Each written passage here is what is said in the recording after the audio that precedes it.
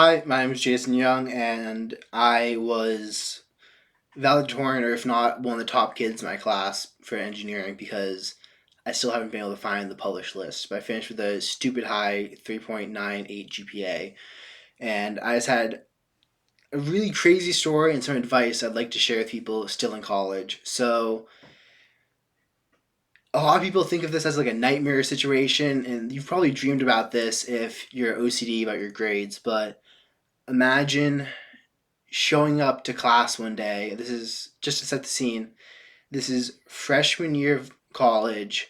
I just got into the mechanical engineering program, and on the first day of class, I'm sitting there and I just have this pride in myself because I'm like, this is what I've been wanting to do with my life. I finally like am able to be pursuing the studies I want because I disliked high school. I disliked having to study what everyone else told me I had to study. I'm like, this is where I belong to be. And then moving forward, I studied, I answered questions in my classes, and eventually exams come around. And I show up to class one day and I'm like why do we have class right now? Like the exam is going to be tomorrow. Like what's the point of showing up? Like he says he's not going over anything new, and I see all my friends there. They have their little study sheets out. I'm like, what's going on? Like, why do you have the study sheet? Why do you have a cheat sheet for the exam? Because the professor was allowing us to have a one-page double-sided sheet. And they're like, the exam's today. I'm like, what? What? He's like, yeah, the exam's today, ma'am.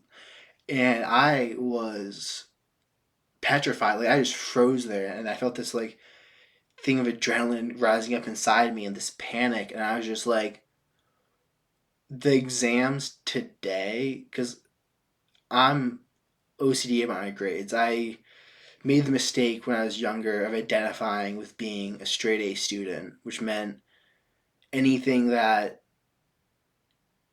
took away from my grades challenged my identity as a straight A student. And that was such a part of who I was that this was like challenging my ego itself.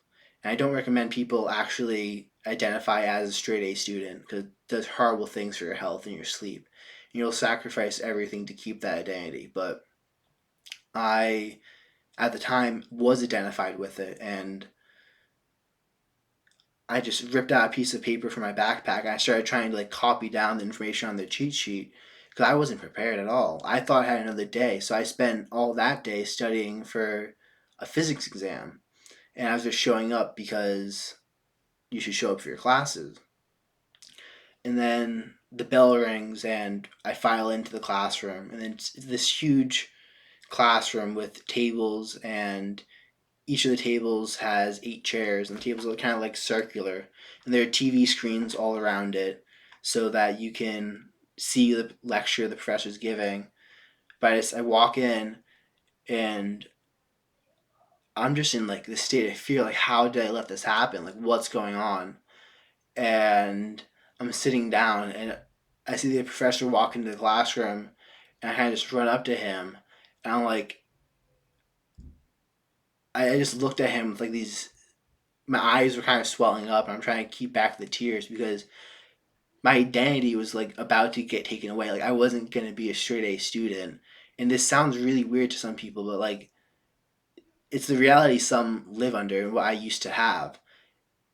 And I was just like trying to keep back these tears, and I'm like, I just looked at him straight up, and I'm like, I fucked up. Like I fucked up. I like told this to my ex army military professor who was super like traditional. I just looked at him. I think he saw the panic in my eyes, and he's just like, "What's happening?" I'm like, "I thought this exam was tomorrow.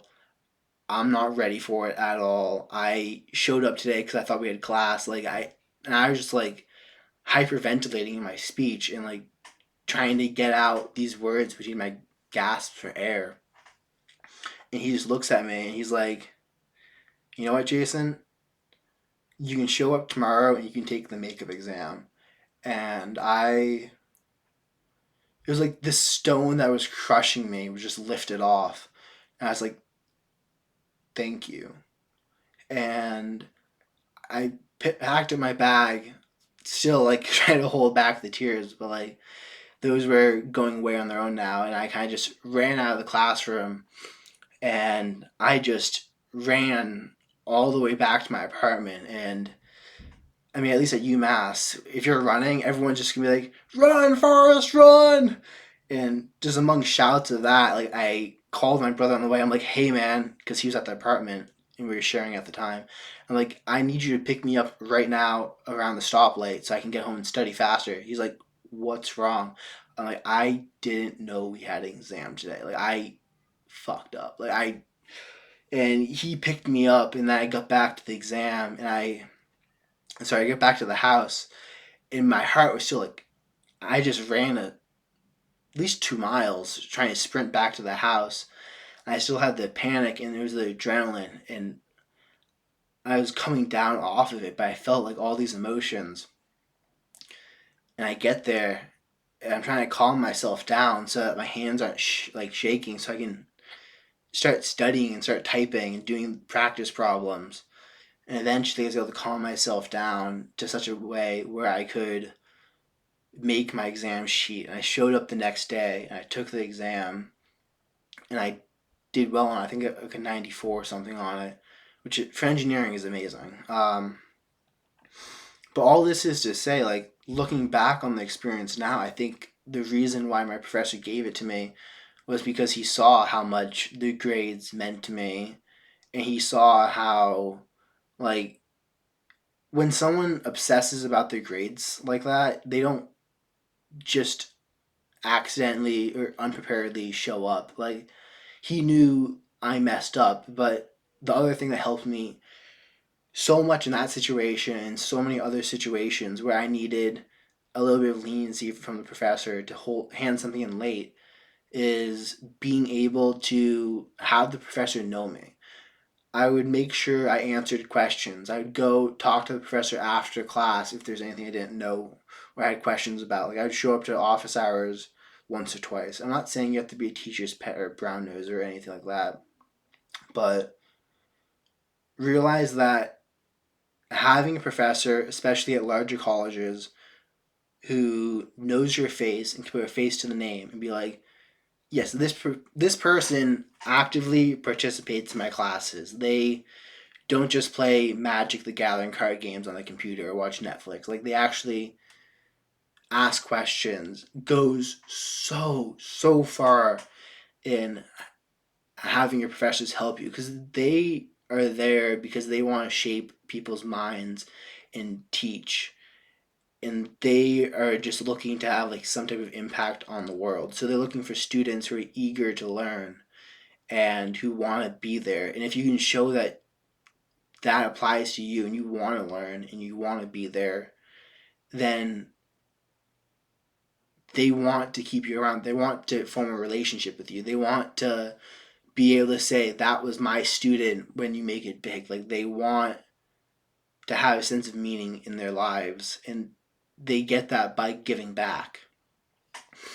And when you realize what their motives are, I'm not saying you should manipulate them, but you can play it to your advantage in terms of being that student they want, being that person with ambition, asking them for the extra help and showing them that you want to learn. And if they know you want to learn, they'll nearly bend over backwards trying to teach you because that's all they want. Like day after day, they're speaking to large stadiums of kids who are on their computer, not really paying attention, asking for extra help, not showing any effort. So if you can distinguish yourself like the tiniest amount and just be like, this is where I want to be. I want to learn this stuff, but I'm having issues.